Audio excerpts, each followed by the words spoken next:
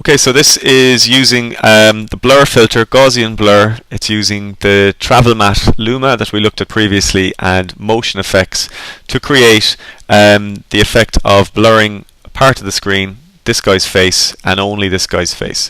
Now the way that we're going to do that is to use a duplicate of the background layer, and to quickly create a duplicate you can hold down Alt, click, drag up, holding down the Shift.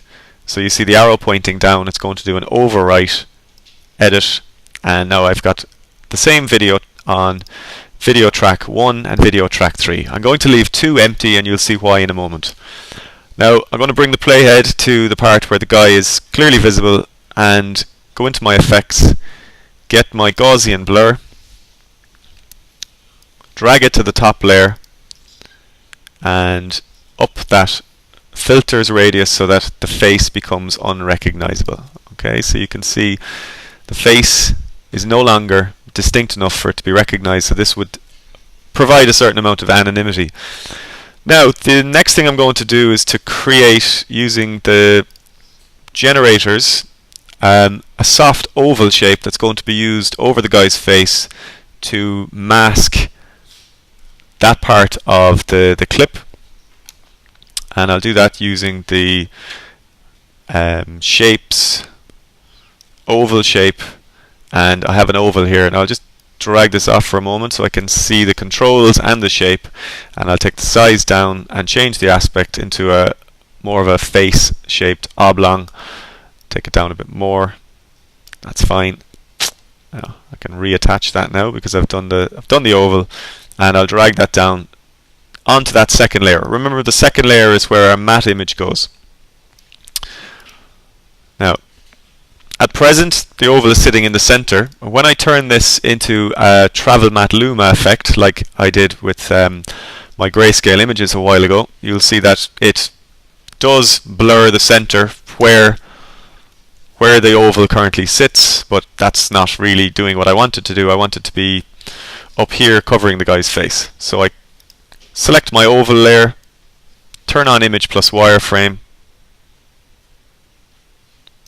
and drag it up there, and if I want to I can resize that as well so that it just covers the guy's face. So it's a kind of a bit of a quick and nasty blur on the guy, just on his face. So this is a static version of the effect.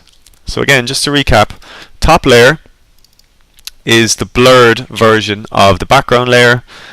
Background layer sits in video 1 nice and sharp. This provides the surroundings to the blurred part of it, and the oval, through its dark and light areas, is either making the part of the blurred image it's applied to remain transparent or remain visible and blurry, or transparent, where we're seeing through the blurred layer down into that sharp layer. Okay, so at present we have a static version of the effect. Now I'm going to quickly describe the process of animating this. This shouldn't be anything new because it's just using the motion tab and the motion effects to move that around as the guy cycles or drives his bike or whatever you'd say. So I load up the oval and open up the motion tab. And there's 2 controls here that I'm going to be modifying, the scale and the center. And the center will allow me to change the position of it, and the scale will allow me to change the size of it. So once I've keyframed it at this point, I can go back to an earlier part, just where he's becoming visible. I can drag it down. You can see it's way too big, so I'm going to take down the size.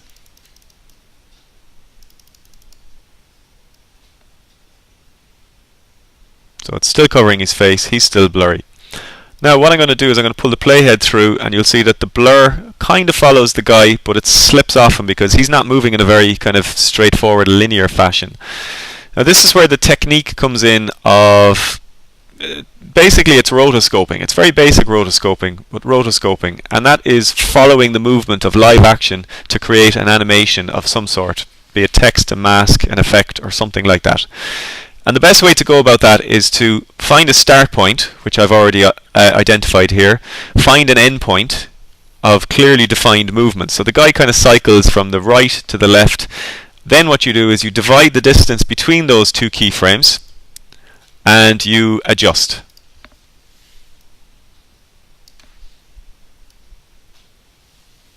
And what that will do over time is it will gradually correct the animation of the object so that you don't have to just start at the first frame and go frame 1, 2, 3, 4, 5, 6, 7. You do it by going the longest distance, dividing it by 2, and then what you'll generally find is over time the intervening parts of the animation will fall into place as well.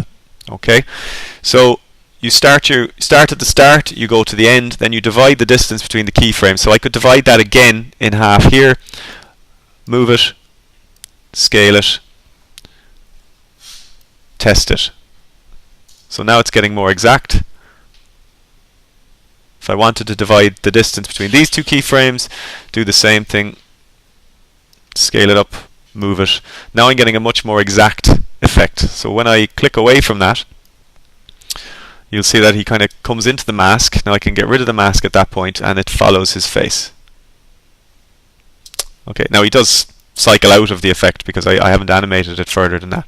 But the idea is there anyway that you start with your start point, you go to your end point, and then you map the movement and the scale of the oval shape as you go in between those two.